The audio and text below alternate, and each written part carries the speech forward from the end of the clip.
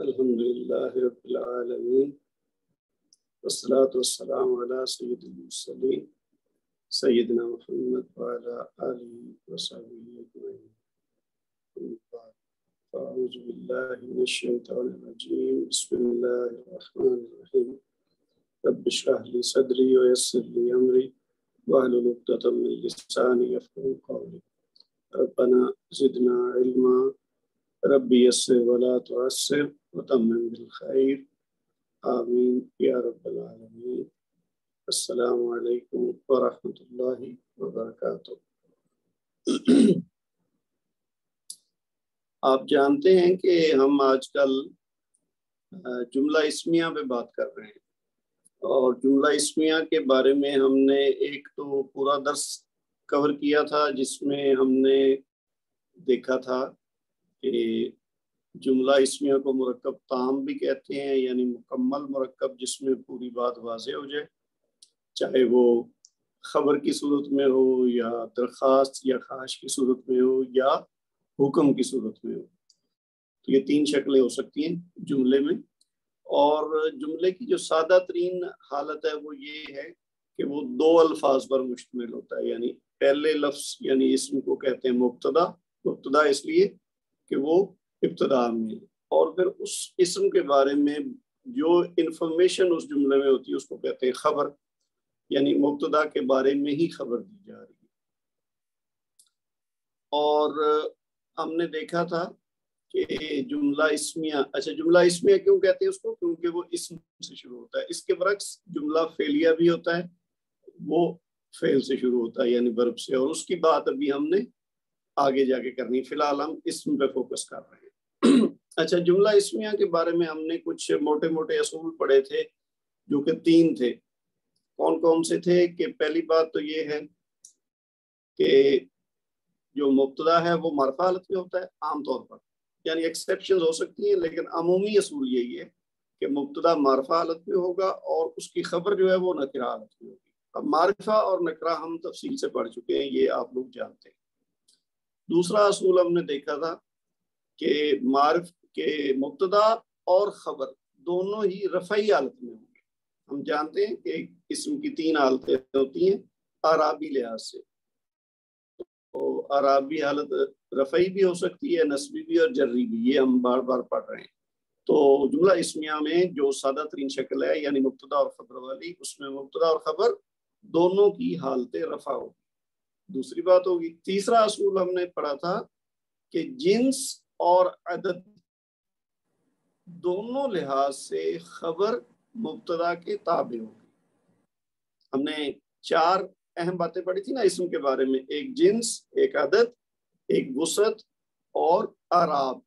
تو جنس اور عدد کے لحاظ سے جو خبر ہوگی وہ مبتدا کے تابع ہوگی، یعنی تابع سے کیا مراد ہے کہ مبتدا اگر مذکر ہے تو خبر بھی مذکر ہوگی، مبتدا اگر مؤنث ہے تو خبر بھی مؤنث ہوگی، اور عدد کے لحاظ سے مبتدا اگر واحد ہے تو خبر بھی واحد آئے گی، اور مبتدا اگر مثنیٰ یعنی دو ہیں تو پھر خبر بھی مثنیٰ ہوگی، اور اگر مبتدا جمع حالت میں ہے تو خبر بھی جمع حالت میں ہوگی۔ تو یہ تین موٹے موٹے اصول ہیں جو آپ کو آل دا ٹائم ذہن میں رکھنے ہیں۔ جب بھی جملہ بنائیں گے تو ہم نے ان کو فالو کرنا ہے، تو پھر ہم بیسیکلی اس میں کوئی غلطی نہیں کریں گے۔ آگے چیزیں ہم جو آگے بڑھیں گے تو تھوڑا پیچیدہ قسم کا بھی جملہ ہم بنانا سیکھیں گے، لیکن فی الحال ہم اس کی جو سادہ شکل ہے جو زیادہ تر دو اسماء پر مشتمل ہے، یعنی پہلے مبتدا پھر خبر، تو اس کے بعد ہم جو آگے بڑھیں گے تو تھوڑی چیزیں جو اس میں اور بھی ایڈ ہوتی جائیں گی، لیکن بنیاد اگر ہماری صحیح ہوگی، کلیئر ہوگی، یہ تین چیزیں آپ نے ذہن میں کلیئر رکھنی ہیں۔ میں پھر ریپیٹ کر دیتا ہوں کہ مبتدا اور خبر دو حصے ہوں گے، مبتدا پہلے، خبر اس کے بعد آئے گی۔ اس کے اصول کیا ہیں کہ مبتدا عام طور پر معرفہ اور خبر نکرہ ہوگی، یہ پہلا اصول ہے۔ دوسرا اصول کیا ہے کہ مبتدا اور خبر دونوں رفعی حالت میں ہوں گے، اور تیسرا اصول کیا ہے کہ عدد اور جنس کے لحاظ سے خبر مبتدا کے مطابق یعنی مبتدا کے تابع ہو۔ اچھا، یہ چیز ہم نے پڑھنے کے بعد پھر ہم نے پچھلی کلاس میں ایک نئی چیز اس میں ایڈ کی تھی کہ کچھ مبتدا کے عوامل ہوتے ہیں. عامل کی جمع عوامل. عامل سے مراد کیا ہے؟ جو عمل کرے. اور عمل کیا ہے مبتدا کے اوپر ان 6 حروف کا؟ کہ یہ جب جملہ اسمیہ میں داخل ہوتے ہیں ان 6 حروف میں سے کوئی ایک بھی، تو یہ مبتدا کے اوپر ایک عمل کرتے ہیں. اور وہ عمل بہت سادہ سی بات ہے کہ اس کی رفعی، ہم نے ابھی بات کی نا کہ جو مبتدا ہے وہ عام طور پر معرفہ اور رفعی حالت میں ہوتا ہے. تو جب ان 6 میں سے کوئی ایک عامل مبتدا سے پہلے آئے گا تو اس مبتدا کی رفعی کو نسبی حالت میں تبدیل کر دے گا. یہ ہے صرف بنیادی بات پچھلے لیسن میں جو ہم نے سیکھی تھی کہ جو 6 حروف ہیں انا، انا، کا انا، لاکنہ، لیتا، لعلہ، یہ 6 حروف ایسے ہیں، یہ 6 عوامل کہلاتے ہیں مبتدا کے، اور یہ مبتدا کو رفعی سے نسبی حالت میں بدل دیتے ہیں. باقی اور کچھ نہیں. یہ اپنا معنی جو بھی ان کا ہوگا وہ تو ایڈ ہوگا جملے میں، لیکن مبتدا کو معنوی لحاظ سے تبدیل نہیں کرتے. صرف اس کی جو ہے نا اعرابی حالت وہ تبدیل ہوگی، اور وہ لکھنے کی حد تک اور بولنے کی حد تک ہے، ورنہ معنوی لحاظ سے جملے میں کوئی فرق نہیں پڑے گا. تو لیکن وہ تھوڑا سا لیسن لمبا تھا اور تھوڑا سا کسی حد تک لوگوں نے کہا کہ یہ مشکل لگ رہا ہے، تو اس لیے ہم نے اس کا کچھ حصہ چھوڑ دیا تھا. تو آج ہم کیا کریں گے کہ جتنا حصہ پچھلے لیسن میں پڑھا تھا اس کو بھی تھوڑا کوئک ریویو کر لیتے ہیں، اور پھر جو آگے رہ گیا تھا اس کو پورا کر کے تو آج کا لیسن ہمارا وہ مکمل ہو جائے گا. تو جیسا میں پہلے بات کر رہا تھا کہ مبتدا کے عوامل، یہ لیسن نمبر 14 ہے ہمارے نوٹس کے حساب سے، اور یہ ہم نے پچھلے لیسن میں پچھلی کلاس میں اس کا آغاز کیا تھا، اور ہم نے اس میں دیکھا تھا کہ مبتدا کے عوامل جو ہیں وہ 6 ہیں، اور ان کا کام کیا ہے کہ یہ اعراب کو بدل دیتے ہیں. مبتدا کا اعراب رفعی حالت سے نسبی حالت میں تبدیل ہو جاتا ہے، یہ والی بات. اور یہ کون کون سے ہیں؟ انا، انا، کا انا، لاکنہ، لیتا، لعلہ. 6 یہ آپ نے ذہن میں رکھنے. اور یہ 6 کا 6 استعمال ان کا ہوتا ہے قرآن پاک میں، کچھ کا زیادہ ہے کچھ کا کم ہے، لیکن یہ 6 کے 6 استعمال ہوتے ہیں. تو اس لیے آپ کے لیے یہ نئے نہیں ہیں، یہ الفاظ آپ نے پہلے پڑھے ہیں، سنے ہیں، لیکن اب ہم اصل میں ان کی تفصیل پڑھ رہے ہیں کہ یہ ان کا مطلب کیا ہے اور ان کا استعمال کیسے ہوتا ہے. تو ہم نے پھر ان کو 1 بائی 1 دیکھا تھا کہ جی انا جو ہے اس کا مطلب کیا ہے؟ بے شک، یقیناً، یعنی یہ جملے کے اندر تاکید پیدا کرنے کے لیے استعمال ہوتا ہے. اور پھر ہم نے اس کی مثالیں دیکھی. یہ جیسے پہلی مثال تھی کہ انا اور پھر اللہ، اللہ کل شیء قدیر. تو انا کے بغیر اگر دیکھیں تو یہ جملہ بننا چاہیے اللہ علی کل شیء قدیر. ہم نے دیکھا نا کہ مبتدا وہ رفعی حالت میں، تو رفعی حالت اللہ کی کیا ہے؟ اللہ، ہا کے اوپر پیش ہے، لیکن یہاں آپ دیکھ رہے ہیں اللہ کا ہا کے اوپر زبر ہے، یعنی نصب ہے، یہ نصبی حالت میں ہے. تو اس کی وجہ یہی ہے کہ یہ انا پہلے آیا نا، تو وہ انا نے اپنا معنی جو دیا ہے وہ تو ہے بے شک، یقیناً، لیکن اس نے ایک اور کام یہ کیا کہ اللہ جو کہ مبتدا ہے اس جملے کا وہ نصبی حالت میں ہو گیا ان اللہ. ٹھیک ہے. اور ایک اور چیز ہم نے دیکھی تھی کہ یہ جو جب انا یا اس کے جو باقی 5 عوامل ہیں ان میں سے کوئی جب جملے میں آتا ہے تو پھر ہم مبتدا جو ہوتا ہے نا اس کو پھر مبتدا نہیں کہتے. یہ یعنی ایک اصطلاحی بات ہے، اس میں کوئی ایسی یعنی کوئی بنیادی تبدیلی نہیں ہے، بلکہ اس یعنی مبتدا کو اب ہم کیا کہیں گے؟ اس میں انا یا اس میں لاکنہ یا اس میں کانا، جو بھی اس کے پہلے مبتدا کا عامل ہوگا ہم کہہ دیں گے یہ اس میں انا ہے. یعنی اب اللہ جو ہے وہ مبتدا نہیں ہے بلکہ اس میں انا ہے، اور باقی جو خبر ہے وہ خبر انا ہے. وہ خبر تو خبر ہی رہے گی، لیکن خبر انا، خبر مبتدا کو کہہ دیں گے اس میں انا اور خبر کو کہہ دیں خبر انا. تو یہ چیز انا کے بارے میں ہوگی. اب دوسری چیز ہم نے دیکھی تھی انا.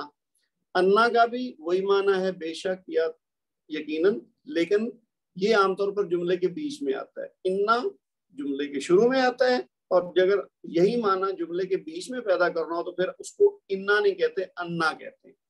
آپ دیکھیں گے اس کی مثالیں تو اس میں آپ کو پتہ چل جائے گا کہ یہ دیکھیے جیسے اذان میں بھی الفاظ آتے ہیں اور ویسے یہ ہم اس کو کلمہ شہادت بھی کہتے ہیں. تو اشہد ان محمدن، یہ ویسے تو تھا محمد عبدہ و رسول، محمد اللہ کے بندے اور اس کے رسول ہیں، لیکن جب انا آ گیا تو آپ محمد نہیں کہیں گے، محمدن کہیں گے. اور یہ انا کیوں ہے؟ کیونکہ اشہد پہلے آ چکا ہے اور یہ بیچ میں ہے جملے کے، تو لہٰذا یہ انا نہیں لکھا جائے گا یا انا لکھا جائے گا. ٹھیک ہے. اسی طرح پھر تیسرا لفظ ہم نے دیکھا تھا جو عامل ہے وہ ہے کأنا. کأنا کا مطلب ہے کی طرح، گویا کے، جیسا کہ. اور یہ بھی وہی عمل کرتا ہے جیسے یہ ہے نا، کانت طفلا کمرن، یعنی کأنا نے کیا کیا، الطفلو کو الطفلا لام کے اوپر نصب آ گیا. تو اب یہ طفلو، ورنہ ویسے کأنا کے بغیر کیا ہوتا، الطفلو کمرن، بچہ چاند ہے.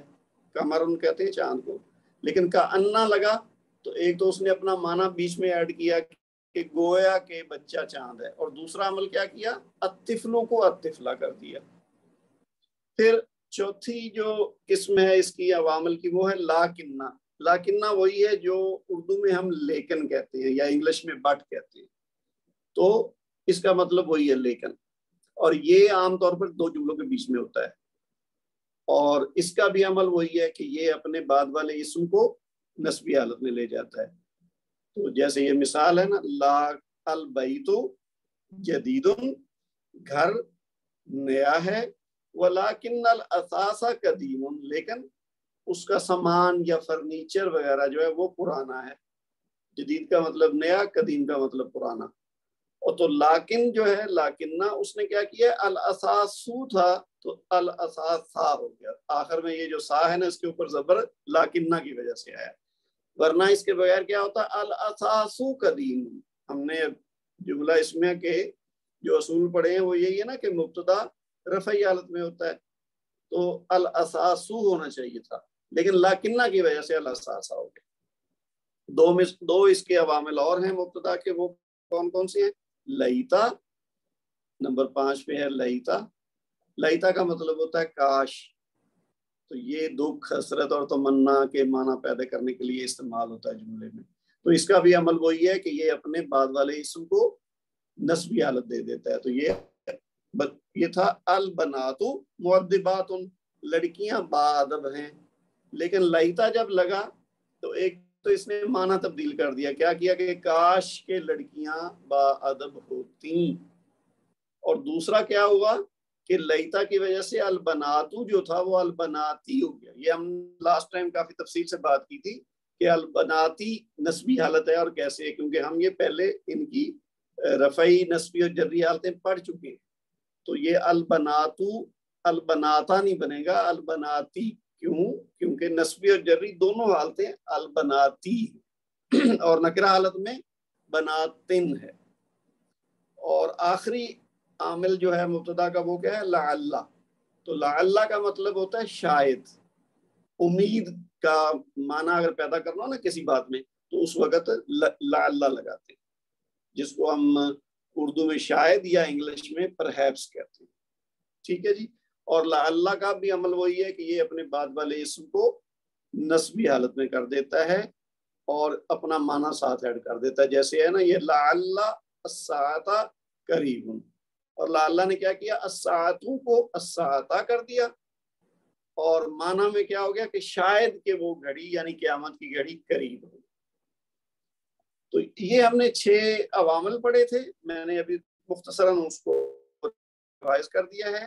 اور پھر ہم نے یہ دیکھا تھا کہ یہ جو اوپر ہم نے جتنی مثالیں لی ہیں اس میں تو باقاعدہ اسماء شامل ہوئے ہیں نا، یعنی مبتدا کے عوامل کے ساتھ جو ہم نے مثالیں دی ہیں اس کے بعد کوئی نہ کوئی اسم لگایا. لیکن یہ جو حروف مشبہ بالفعل بھی جن کو کہتے ہیں اور مبتدا کے عوامل بھی کہتے ہیں، ان کے بعد کوئی ضمیر بھی ہو سکتا ہے، پروناؤن یعنی. ٹھیک ہے. جیسے کہ مطلب ہم کہتے ہیں نا انہا یا انہو یا انی. انا اور اس کے ساتھ ہو لگا ہو تو بے شک وہ، انہا بے شک وہ مؤنث کے لیے، اور انی بے شک میں، اننا بے شک ہم. تو یہ سارے ضمائر ہیں، نی ہے یا نا ہے یا ہو ہے یا ہا ہے. تو ان کا جب استعمال ہوتا ہے تو اس کے ساتھ ایک خاص بات یہ ہے کہ جب واحد متکلم لگتا ہے نا، کہ یعنی جب مجھے کہنا ہو کہ بے شک میں کو بات کرنا چاہ رہا ہوں اور اس میں کوئی میں تاکید کرنا چاہ رہا ہوں یا میں یقین دلانے کے لیے زور پیدا کرنا چاہ رہا ہوں، تو پھر میں انا نہیں کہوں گا، میں کہوں گا انی، ٹھیک ہے، یعنی تاکہ سننے والے کو یقین آ جائے کہ میں واقعی بڑے جو ہے نا وہ وثوق کے ساتھ اور یقین کے ساتھ یہ بات کر رہا ہوں، تو اس صورت میں انا لگاتے ہیں۔ اب اگر تو نام آگے ہو، جیسے کہنا ہو انا احمد طبیب، بے شک احمد ایک ڈاکٹر ہے، یقیناً احمد ایک ڈاکٹر ہے، تو لیکن اگر جب کہنا ہو کہ بے شک وہ ڈاکٹر ہے تو پھر ہم کہیں گے انہو، اور اگر کہنا ہو میں تو پھر انی۔ اب انی کے ساتھ یعنی جو یا ہے نا، یہ والی جو یا ہوتی ہے یہ ساتھ لگتی ہے، یا متکلم کہتے ہیں، یعنی اپنی بات جب کرنی ہے تو یا اور انا جب ملیں گے تو یہ بن جائے گا انی، ٹھیک ہے، انی، یہ آپ نے کئی دفعہ پڑھا ہوگا انی۔ اچھا، لیکن اس کے ساتھ نون بقایا کہتے ہیں، جو لگا بھی سکتے ہیں اور نہ بھی لگائیں پھر بھی ٹھیک ہے۔ یہ ہم نے پچھلی دفعہ تفصیل سے بات کی تھی کہ یہ جو ہے نا انا، انا، کا انا اور لاکنہ، یہ جو 6 میں سے 4 عوامل ہیں نا، ان کے ساتھ نون وقایا کا ایڈیشن ہو بھی سکتا ہے اور نہ بھی کریں تو تب بھی ٹھیک ہے۔ یعنی اگر میں کہوں انانی یا انی تو یہ دونوں صحیح ہیں اور مطلب دونوں کا ایک ہی ہے، یعنی بے شک میں، اور انانی اور انی یہ بھی مطلب وہی ہے، کیونکہ جب شروع میں ہوگا تو انی ہوگا اور درمیان میں ہوگا تو انی ہوگا۔ اور کانا گویا کہ جس کا معنی ہوتا ہے وہ بھی کاننی بھی ہو سکتا ہے اور کانی بھی ہو سکتا ہے، پھر لاکننی بھی ہو سکتا ہے اور لاکنی بھی ہو سکتا ہے۔ یہ باتیں آپ کو اس لیے بتائی جا رہی ہیں کہ تاکہ جب یہ چیزیں آپ قرآن پاک میں دیکھیں تو آپ کو تعجب نہ ہو کہ یہ کیا چیز ہے، اس لیے آپ کے علم میں ہونی چاہیے۔ اسی طرح یہ 4 کی بات تو یہ ہوگی، لیکن جو باقی 2 ہیں لائتا اور لاللہ، ان کے معاملے میں ڈیفرنٹ ہے کہ لائتا کے ساتھ نون وقایا لازمن لگایا جاتا ہے، یعنی یہ جو نون ایک ایڈ ہونی ہے نا تو لائتی نہیں ہوگا، بلکہ اگر ہم کہیں نا لائتا، تو اب اس کے ساتھ اگر یا ایڈ کریں تو ویسے تو بننا چاہیے نا لائتی، لیکن یہ لائتی غلط ہوگا، اس لیے اس میں نون ایڈ کرنا ضروری ہے، یہ ہوگا لائتانی، کاش کے میں، اور لعلہ کے ساتھ نون وقایا نہیں لگے گا، یعنی یہ لعلی ہوگا، لعلنی نہیں ہوگا، اس میں نون نہیں لگے گا۔ لئیتا کے ساتھ نون ضرور لگے گا اور لعلہ کے ساتھ نون نہیں لگے گا، اور باقی جو 4 ہیں انا، انا، کانا، لاکنہ، ان کے ساتھ نون وقایا لگ بھی سکتا ہے اور اس کے بغیر بھی ٹھیک ہے۔ ٹھیک ہو گیا؟ یہ مختصر ہم نے یہ بات پچھلی دفعہ بھی تفصیل سے کر لی تھی، ابھی میں صرف ریپیٹ کر رہا ہوں کیونکہ ہم اسی لیسن کو کر رہے ہیں، تو تاکہ اگلا حصہ خالی کرنے کی بجائے ہم پچھلے جو پڑھا ہے وہ بھی ساتھ ریپیٹ کر لیں۔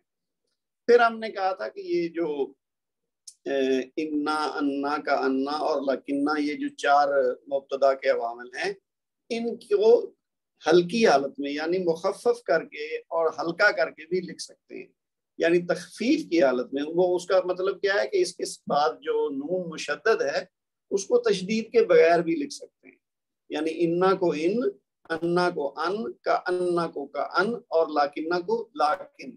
لیکن اس کے ساتھ ایک خاص بات یہ ہے کہ یہ دیکھیے انا کو ہم جب استعمال کریں گے تو یہ ہوگا انا عملہ کا یہ ہم نے پچھلی دفعہ بھی بات کی تھی، کسی نے پوائنٹ آؤٹ کیا تھا اور یہ صحیح کیا تھا کہ یہ لام کے اوپر جو پیش ہے نا یہ غلطی سے لگا ہوا ہے، یہ ایکچولی یہ جو لام کے اوپر پیش ہے نا یہ ایکچولی زبر ہونا چاہیے، انا عملہ کا متکنم، یعنی بے شک تمہارا عمل۔ اب انا نے عملو کو عملہ کیا ہے تو لیکن یہ پیش جو لگا ہوا نا یہ آپ درست کر لیجئے اپنے نوٹس میں۔ لیکن اس کے برعکس اگر آپ دیکھیں اس کے سامنے تو ابھی ہم جو بات کر رہے ہیں نا وہ یہ کر رہے ہیں اس کو تخفیف حالت میں یعنی ہلکا، تو یہ انا سے ہم نے کیا کیا ان، اب اس کی تشدید ختم ہو گئی، تو ان جب ہو جائے گا تو پھر اس صورت میں عملو کا رہے گا، اب یہ لام کے اوپر پیشگی رہے گی، زبر میں نہیں بدلے گا کیونکہ یہ انا نہیں ہے، اب یہ ان ہے، معنی اس کا وہی ہے۔ ان اعمالوں کا، لیکن جب ان ہوگا انا کی وجہ سے تو پھر جو خبر ہوگی نا اس کے ساتھ ایک لام ایڈ ہوگا، یہ والا لام جو لگا ہوا ہے، ادھر متکنن تھا نا تو یہاں اب ہو گیا لا متکنن، لام لگ گیا، اور یہ لام بھی تاکید کا ہوتا ہے، ٹھیک ہے؟ یہ جب کسی اسم کے ساتھ شروع میں لام ایڈ ہوا ہو نا زبر کے ساتھ تو سمجھ لیں یہ تاکید اور اس میں زور دینے کے لیے۔ اسی طرح انا اور کانا تخفیف کی حالت میں بھی کبھی عمل کرتے ہیں، اس صورت میں ان کا اسم ضمیر شان مقدر یعنی اس کے اندر پوشیدہ ہوگا۔ مثال کے طور پر آگے دیکھیے جو لاکنہ ہے نا، اس کی تخفیف کی حالت میں عمل نہیں کرتا، جیسے الشمس طالیۃ لیکن المطر نازل، یعنی لاکنہ جو ہے وہ جب تخفیف حالت میں ہوگا یعنی مشدد نہیں ہوگا، یہ جیسے اس جملے میں استعمال ہوا ہے نا لیکن اب نون کے اوپر تشدید نہیں ہے، تو اس صورت میں یہ اپنا عمل نہیں کرے گا۔ عمل کون سا؟ وہی یعنی رفعی سے نصبی حالت میں کرنے والا۔ جب لاکن ہوگا لاکنہ کی بجائے تو پھر یہ آگے والا اسم رفعی حالت میں ہوگا، جیسے مثال میں دیکھ رہے ہیں آپ الشمس طالیۃ لیکن المطر نازل۔ اب یہ جو مطر المطر ہے نا یہ مطرہ نہیں ہوگا، کیوں؟ کیونکہ کنہ نہیں ہے بلکہ لاکن ہے، یہ نون کے نیچے زیر ہے یہ عارضی ہے، اس کو ملانے کے لیے، ادروائز یہ لاکن ہے، نون یعنی ساکن ہے۔ یہ تجوید کی ایک اصول کہہ لیں، اس کے مطابق ہے کہ جب پڑھنا مشکل ہو ساکن کے ساتھ تو پھر اس کو زیر لگا دیتے ہیں، تو یہ لاکن نل ماترو جو ہے نون کے نیچے زیر یہ عارضی، ٹھیک ہے جی۔ اس کے بعد ہم نے آخری جو چیز پچھلی دفعہ پڑھی تھی وہ تھی کہ اگر یہ جو ہمارے مبتدا کے عوامل ہیں ان میں ما لگ جائے، میم الف ما، یعنی اگر کسی ان میں سے حروف ہوں اور اس کے بعد یہ لفظ ما زائد لگ جائے، میم الف ما، تو پھر کیا ہوگا کہ اس کے ساتھ ایک تو معنی میں تبدیلی تھوڑی سی آئے گی کہ وہ حصر کا معنی پیدا ہوگا، یعنی وہ تحقیق اور یقین آخری حد تک چلا جائے گا، یعنی اس کے علاوہ کچھ ہو ہی نہیں سکتا۔ یعنی اگر میں کہوں انا تو اس کا مطلب ہے بے شک، لیکن انما کہہ دوں تو پھر اس کا مطلب ہرگز نہیں، یعنی اس کے علاوہ کچھ ہو ہی نہیں سکتا۔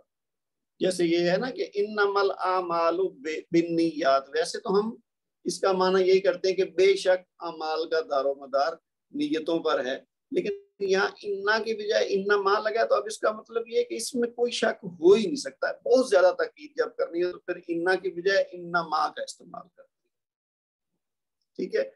اور انما یا انما یا لیتما جب ایسی بات ہوگی جب ما لگتا ہے تو پھر بھی اس کا جو عمل ہے وہ انا کا وہ ختم ہو جاتا ہے، یعنی آگے والا اسم رفعی حالت میں ہی رہتا ہے، وہ نصبی حالت میں نہیں جاتا۔ تو یہ ہم نے مثالیں دیکھی تھی پچھلی دفعہ۔ اچھا اب یہ چیزیں تو وہ ہیں جو ہم نے پچھلے لیسن میں پچھلی کلاس میں ہم نے پڑھ لی تھی، اور یہ بیسیکلی مبتدا کے عوامل جو 6 ہیں وہ اس کے اندر کور ہو گئے تھے۔ اب اگلی بات جو اس لیسن کے اندر شامل ہے وہ ہے خبر کے عوامل، یعنی ہم نے جو 6 پڑھے ہیں نا انا انا کا انا لاکنہ لیتا لعلہ، یہ جو 6 ہیں یہ مبتدا کے عوامل ہیں، یعنی مبتدا کو رفعی سے نصبی حالت میں تبدیل کرتے ہیں۔ اب ہم جو دوسرا حصہ اس لیسن کا ہے وہ ہے خبر کے عوامل۔ ہم نے دیکھا ہے نا جملہ اسمیہ میں 2 اسے، ایک مبتدا ہے ایک خبر ہے، تو مبتدا کے عوامل ہم نے پڑھ لیا، اب خبر کے عوامل جو ہیں وہ ہم نے پڑھنے ہیں۔ وہ کیا ہیں کہ خبر کے عوامل سے مراد وہ کلمات ہیں جن میں سے اگر کوئی جملہ اسمیہ کے شروع میں آ جائے تو وہ خبر کا اعراب رفع سے نصب میں تبدیل کر دیتا ہے۔ یعنی جس طرح مبتدا میں تھا کہ اگر انا ہے تو اس نے آگے اللہ کو اللہ اور محمد ان کو محمدن، احمد ان کو احمدن، طبیب ان کو طبیبن، اسی طرح رفعی سے نصبی حالت میں کیا۔ اب جو خبر کے عوامل ہیں وہ ڈیفرنٹ ہیں، وہ والے نہیں ہیں جو 6 ہم نے پڑھے ہیں۔ تو جب یہ جملہ اسمیہ کے شروع میں آئیں گے تو یہ خبر کو رفعی سے نصبی حالت میں بدلیں گے، مبتدا کو نہیں، یہ خبر کو بدلیں گے۔ ہم نے جب اوپر والے اس سے پڑھا ہے نا تو ہم نے پڑھا ہے کہ اس میں مبتدا تبدیل ہوگا رفعی حالت میں، رفعی سے نصبی حالت میں، لیکن خبر ویسے ہی رہے گی اپنی رفعی حالت میں، ٹھیک ہے؟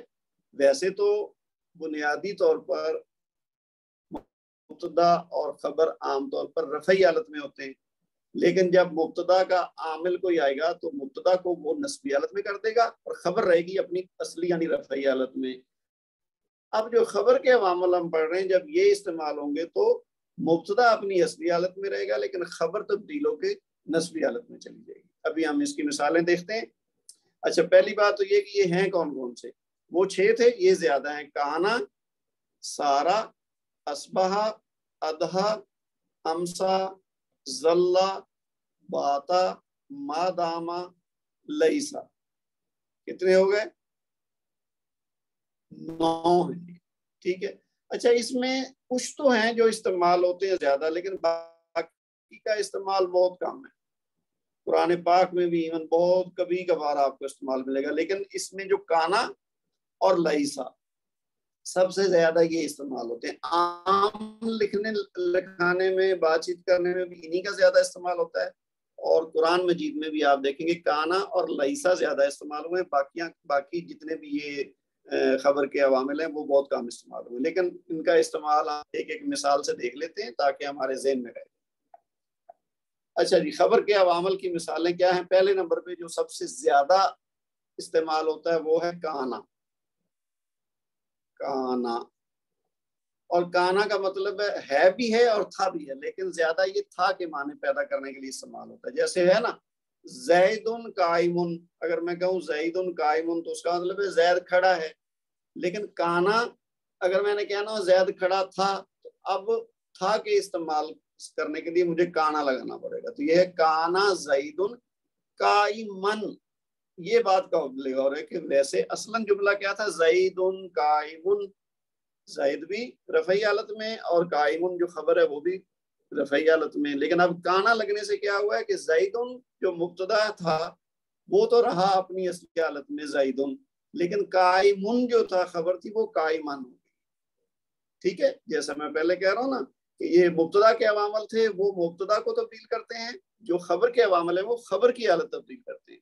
تو پہلے نمبر پہ کیا ہے؟ کانا، تو کانا نے کیا کیا؟ قائمن کو قائمن کر دیا، تو زائد قائمن کا مطلب ہو گیا کانا۔ کیسری مثال کانا کی دیکھیے، یہ قرآن پاک سے ہے، کان اللہ علیما حکیما، اللہ علیم اور حکیم ہے بھی کہہ سکتے ہیں اور تھا بھی، کیونکہ کانا کا مطلب جو ہے نا یہ ایک طرح سے ہمیشگی والا معنی دے دیتا ہے، لیکن عام طور پر ہم بات چیت میں جب تھا کا مفہوم پیدا کرنا تو پھر ہم کانا لگاتے ہیں مذکر کے لیے، جو مؤنث اور مثنیٰ اور جمع کے لیے الگ ہیں، پھر وہ اس کی گردان آئے گی بعد میں ہم دیکھیں گے۔ اچھا، یہ تو ہے جو سب سے زیادہ کثرت سے استعمال ہوتا ہے اور مشہور ہے، وہ ہے کانا۔ دوسرا جو خبر کا عامل ہے وہ ہے سارا، سواد کے ساتھ سارا، اس کا مطلب ہوتا ہے ہو گیا، ٹھیک ہے، یعنی ہم جس کو انگلش میں کہتے ہیں نا بیکم، کہ یہ ایسا ہوا ہے، تو ایک حالت سے دوسری حالت میں جو جب چیز پہنچ جاتی ہے تو اس کو کہتے ہیں سارا۔ تو اب اس کی مثال دیکھیے، سار الفقیر غنیا، فقیر جو تھا وہ غنی ہو گیا یعنی امیر ہو گیا، اور سارا نے کیا کیا ہے؟ ایک تو اس کا معنی ہو گیا ہونا، دوسرا کیا ہے؟ غنیون کو غنیان کر دیا نسبی حالت میں۔ پھر دوسری مثال دیکھیے، سارا الماء بخارن، پانی بخارات بن گیا، ٹھیک ہے، تو بخارن کو بخارن کر دیا سارا نے۔ اگلی جو خبر کی قسم ہے عوامل میں سے وہ ہے اصبحا۔ اصبحا کا معنی بھی وہی ہے جو سارا کا ہے، یعنی وہ ہو گیا، لیکن یہ جو صبح کے وقت اگر کوئی چیز ہوئی ہو تو اس کو کہتے ہیں اصبحا۔ جیسے مثال دیکھیے، اصبح الساحر متعبا، ساحر کہتے ہیں جو ساری رات جاگنے والا ہو، جو جس کو نیند نہ آئے، ساحر۔ یہ یہاں عرب ممالک میں رہنے والے لوگ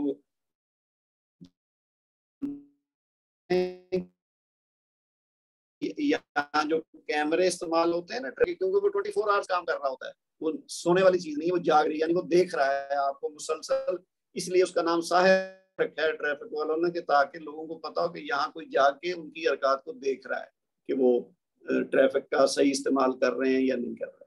تو ساحر کا مطلب جو جاگتا رہے۔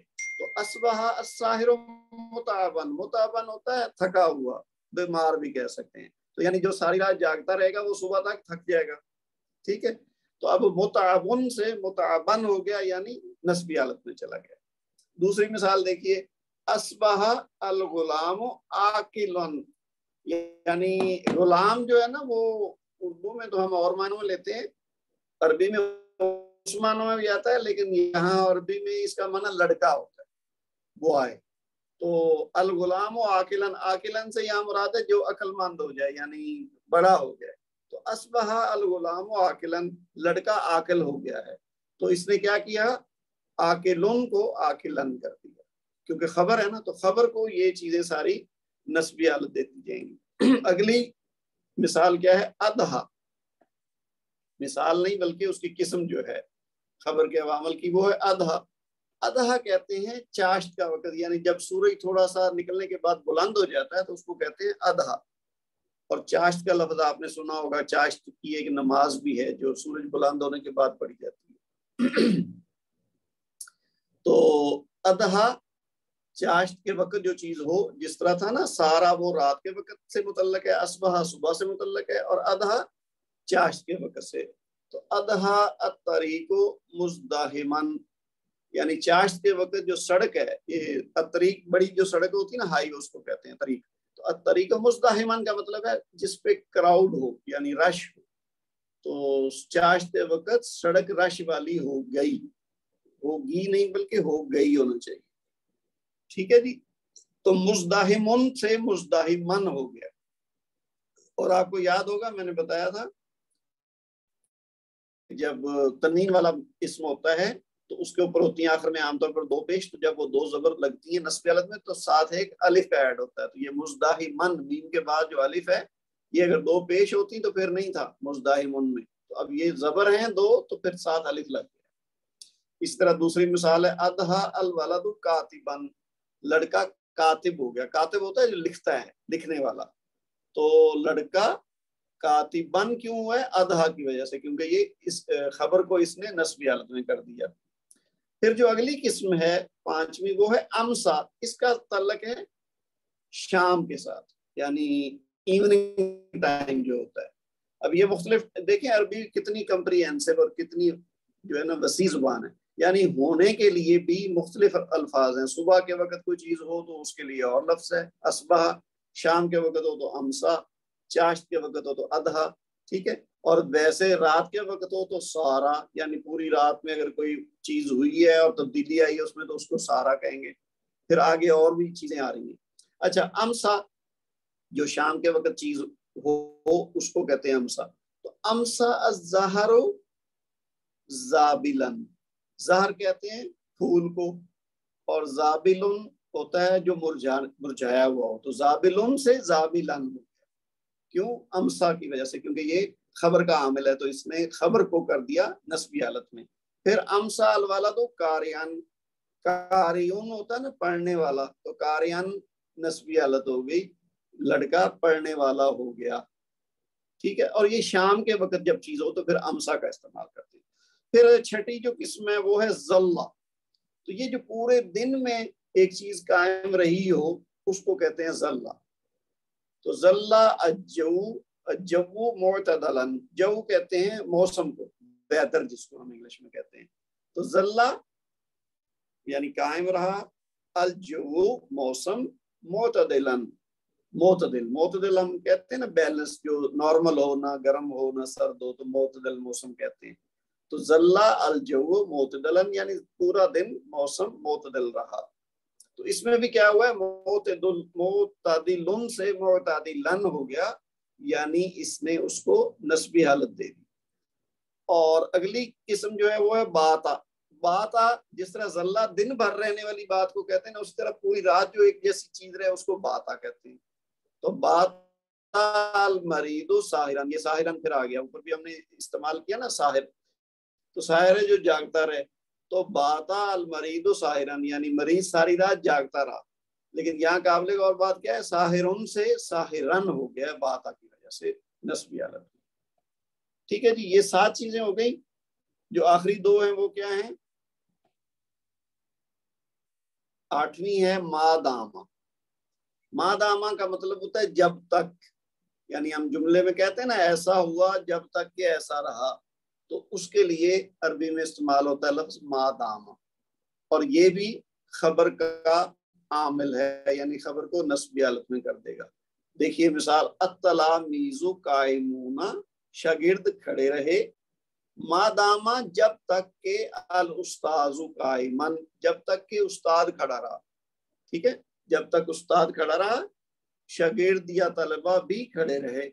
تو اب یہ کیا ہوا ہے، التلامیذ قائمون، یہاں تک تو نہ مبتدا کا کوئی عمل آیا ہے نہ خبر کا کوئی عمل آیا، تو لہذا التلامیذ قائمون نارمل رہا، یعنی شاگرد کھڑے ہوئے ہیں یا کھڑے رہے۔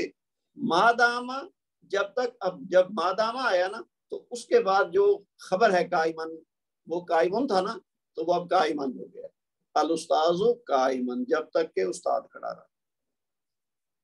آخری جو خبر کا عامل ہے وہ ہے لیسا۔ پہلے والا جو ہم نے پڑھا تھا نمبر 1 پہ کانا، اور یہ آخری والا لیسا، یہ دونوں زیادہ مشہور ہیں اور زیادہ استعمال انہی کا ہے، لیکن عمل باقی جو 7 بیچ میں ہیں ان کا بھی وہی ہے کہ یعنی انہوں نے خبر کو نسبی حالت دینی ہے۔ تو لیسا کا مطلب ہوتا ہے نہیں، کسی جملے میں نفی پیدا کرنی ہو نا، اس کو مثبت سے منفی بنانا ہو، تو اس میں اور بھی کئی طریقے ہیں، لیکن اس میں ایک یہ ہے کہ اس کے ساتھ لیسا لگا دیتے ہیں۔ اب ویسے کیا ہے، الف اللہ سعیدن ہونا چاہیے تھا کہ کسان جو ہے وہ خوشحال ہے، یا سعید جو ہے وہ خوش ہے، تو لیسا ساتھ لگے گا تو اس کا مطلب ہوگا کسان خوش نہیں ہے۔ تو لیسا نے لیکن اور ایک تو معنی منفی کر دیا، دوسرا اس نے کیا کیا، سعیدن کو سعیدن کو۔ دوسری مثال دیکھیے، لیسا الجانیو نادمن، جانی کہتے ہیں مجرم کو، اور نادم کہتے ہیں شرمندہ۔ یہ ہم اردو میں بھی استعمال کرتے ہیں نا نادم، کہ فلاں بندہ اپنے عمل پر نادم ہوا، تو نادم کا مطلب ہوتا ہے شرمندہ۔ تو نادمن نارمل حالت ہے، اصلی حالت ہے، اور نسبی حالت کیا ہے، نادمن، اور نادمن کیوں ہے، لیسا کی وجہ سے، تو یعنی مجرم شرمندہ یا پشیمان نہیں ہے۔ تو یہ جناب ہماری آج کا جو لیسن ہے وہ پورا ہو گیا۔ ہم نے جو پچھلی کلاس میں جتنا حصہ پڑھا تھا وہ بھی ریوائز کر لیا، اور جو تھوڑا حصہ رہ گیا تھا وہ بھی ہم نے پورا کر لیا۔ تو اس طرح سے اس لیسن میں جو 2 موضوع تھے، ایک تھا مبتدا کے عوامل، اور دوسرا حصہ جو آج ہم نے پڑھا ہے وہ خبر کے عوامل۔ مبتدا کے عوامل وہ ہیں جو مبتدا یعنی جملہ اسمیہ کے پہلے والے اسم کو نسبی حالت دے دیتے ہیں، اور خبر کے عوامل وہ ہیں جو کہ جملہ اسمیہ کا دوسرا حصہ جو خبر ہوتا ہے جو اس کو نسبی حالت میں لے کے جاتے ہیں۔ تو یہ مبتدا کے عوامل اور خبر کے عوامل پورے ہو گئے، ہمارا لیسن ہو گیا پورا۔ اس کے اینڈ پہ کوئی ویسے ایکسرسائز نہیں دی ہوئی، میں دیکھوں گا اس سے متعلق کوئی چیز بنا کے آپ کو بھیجوں گا تاکہ تھوڑی آپ کی پریکٹس ہو جائے گی ان عوامل کی، تو اس سے آپ کو پھر بھولے گا نہیں۔ میں کوشش کروں گا کہ کوئی الفاظ آپ کو بھیجوں جو مبتدا کے عوامل سے متعلق ہوں اور کچھ خبر کے عوامل کے متعلق ہوں، تاکہ آپ ان کی مدد سے چھوٹے چھوٹے جملے یا تو بنائیں یا پھر ان کا ترجمہ کریں۔ تو اس طرح جی ہمارا آج کا لیسن پورا ہو گیا۔ نہیں ہے تو پھر آج کا لیسن ہم ختم کرتے ہیں جی۔ سبحانک اللہم و بحمدک، اشہد ان لا الہ الا انت، استغفرک و اتوب الیک۔ والسلام علیکم ورحمۃ اللہ وبرکاتہ۔